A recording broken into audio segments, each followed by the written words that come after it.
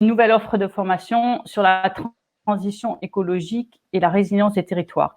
Et ces vidéos nous aident à vous présenter chacun des modules qui font partie de cette offre. Et aujourd'hui, on accueille Gilles Larvaron. Bonjour Gilles. Bonjour. Et il va nous parler donc du module qui s'intitule les nouveaux modèles économiques, l'économie circulaire. Et on sait bien évidemment que l'économie est une préoccupation majeure pour les élus sur les territoires. Donc c'est une facette qui fait partie intégrante de la résilience et qu'il faut aller explorer. Donc Gilles, est-ce que tu peux nous expliquer un peu de quoi il en retourne dans ce module? Quel est l'objectif de cette formation?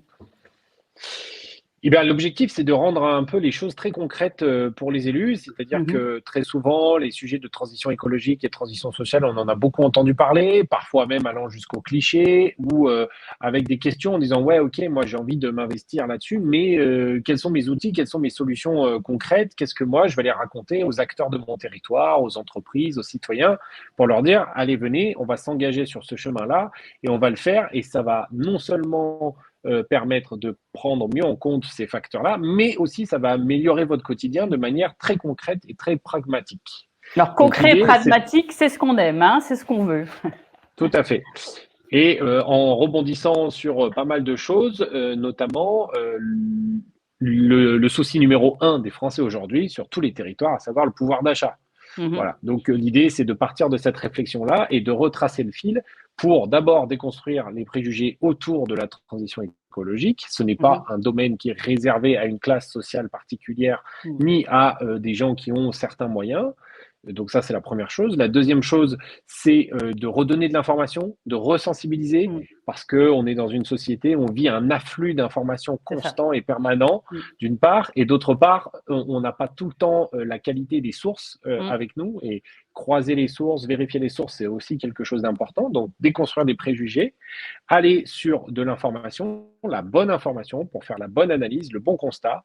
Et c'est très important pour les élus qui ont souvent une vie à 2000 à l'heure et 360, qu'ils aient les bonnes informations de leur territoire, les bonnes statistiques, les bonnes ressources pour pouvoir analyser leur territoire. C'est très important. Et ensuite, on bascule vers évidemment un petit peu de théorie, parce que tous ces champs-là de la transition écologique et sociale, dont sont nées l'économie sociale et solidaire, l'économie circulaire, etc., ont une histoire, et c'est important de la connaître, de savoir d'où ça vient, justement pour remettre un peu de pragmatisme là-dessus, puisque souvent, ça vient de réflexions très pragmatiques, et ensuite de donner un peu presque des boîtes à outils sur place, qui soient autant de l'ordre du savoir-faire que du faire-savoir, parce qu'aujourd'hui, on s'en rend compte, l'ESS, l'économie sociale et solidaire et l'économie circulaire ont aussi besoin d'un récit.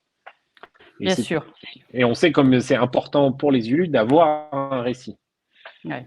Je suis complètement d'accord avec toi, et le fait que la formation soit aussi un filtre, hein, on est là pour rendre l'information digeste et de la donner de façon cohérente et concise. C'est aussi ça le rôle de la formation. Du coup, est-ce que tu peux nous donner, par exemple, parce que ça c'est toujours inspirant, un exemple concret de ce qui a pu se faire au niveau local parmi les élus, parmi les collectivités en termes d'économie solidaire, ou enfin en tout cas de nouveaux modèles économiques?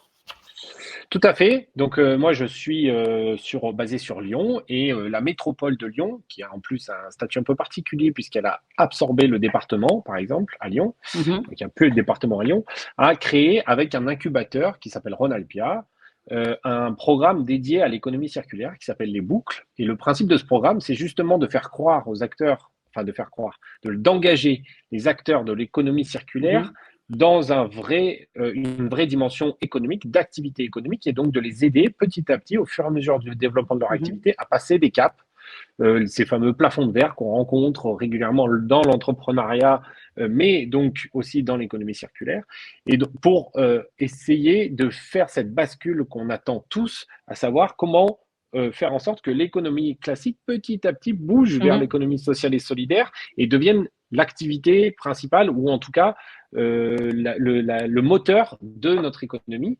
L'idée, c'est pas de basculer tout le monde vers l'ESS, mais petit à petit, c'est d'attirer l'économie classique vers l'économie sociale et solidaire et de faire en sorte que cette économie se retrouve plus sur sur des valeurs, des ambitions humaines, des philosophies, Mhm. au service d'un modèle économique, évidemment, et de la création de valeur, mais aussi en se disant, OK, on va peut-être rogner un peu sur nos marges parfois, on va Mhm. peut-être être moins gourmand en termes de revenus, mais qui sont plus de l'ordre de revenus du capital que de Mhm. revenus salariés. Et donc, par contre, on aura tous une conscience tranquille, en fait. C'est ça l'objectif, c'est peut-être rogner un peu sur nos marges pour aller sur une conscience tranquille. Et encore, c'est même pas sûr, parce que cette prise de conscience débloque pas mal de choses en termes d'activité économique et de flux économiques indirects, mais ça Absolument. fidélise les prestataires, les Mhm. clients. Ça peut permettre aussi d'avoir une image, une vraie image, pas une image quand je parle d'image, je ne parle pas d'image qu'on peut voir dans Mhm. les publicités, qu'on voit circuler sur Internet, sur les réseaux sociaux et à la télé, mais d'une vraie image de qualité, de marque. Et à rajouter à ça, quelque chose qui est très fort dans l'ESS et l'économie circulaire, c'est l'ancrage territorial. C'est-à-dire Mhm. que aujourd'hui, on ne peut pas non plus dissocier une marque, une activité économique d'un territoire. Les Français démontrent à travers les études d'opinion qu'ils sont de plus en plus attachés à ça.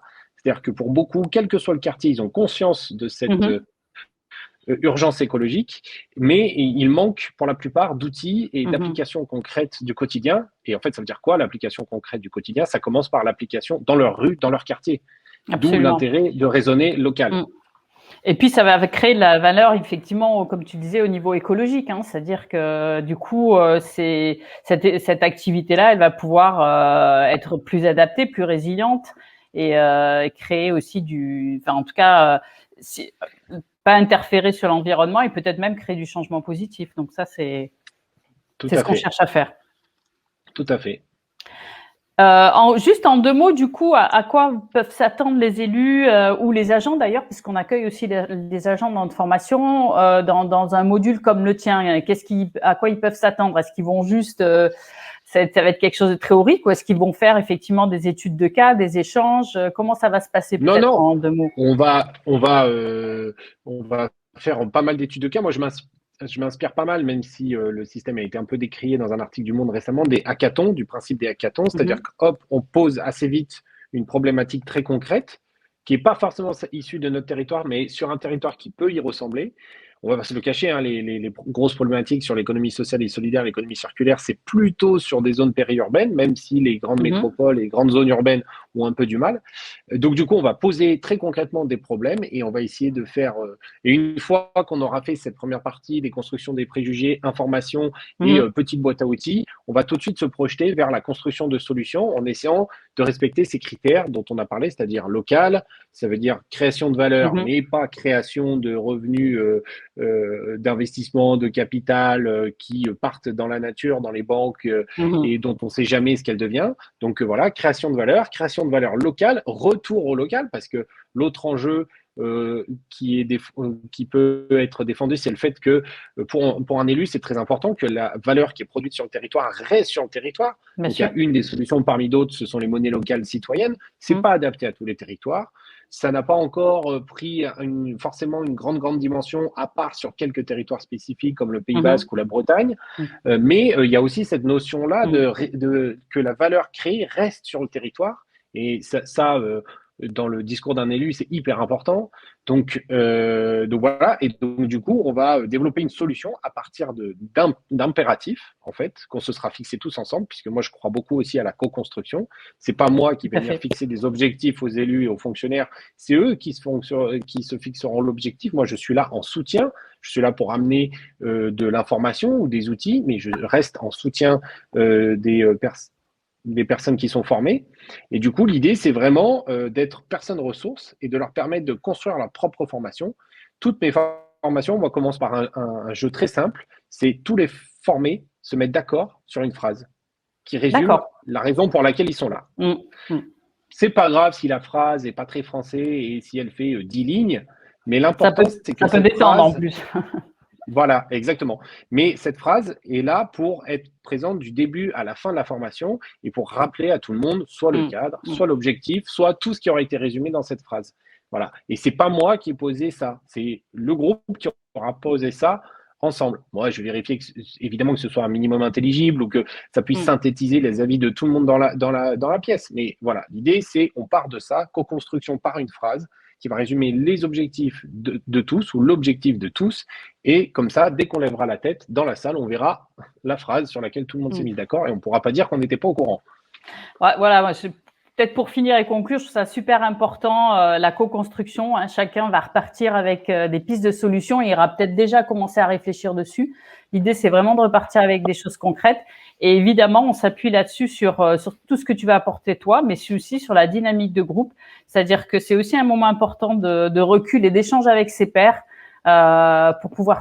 C'est aussi des remises en question, bien sûr, et pour pouvoir du coup avancer et se lancer. Donc et avec une petite dernière chose qui est importante, et j'y tiens, pardon, c'est la valorisation. C'est-à-dire que aussi, il faut penser que peut-être sur son territoire, il y a déjà des choses qui ressemblent à ce qu'on veut faire. On leur a pas mis de nom ou d'étiquette ESS ou économie circulaire, mais ils en font partie, ou en tout cas, ils ont la bonne logique. Et il faut commencer par ça, recenser et valoriser ce qui est ici sur le territoire. Absolument. Et puis peut-être juste arrêter de faire des choses plutôt d'en créer des nouvelles. Bon, enfin, c'est tout un programme. Merci infiniment, Gilles. Avec plaisir. Et puis, on dit à très, très bientôt à tous les élus et les personnes qui veulent se former avec nous. Merci. Très bien. Merci beaucoup, Marie-Sophie.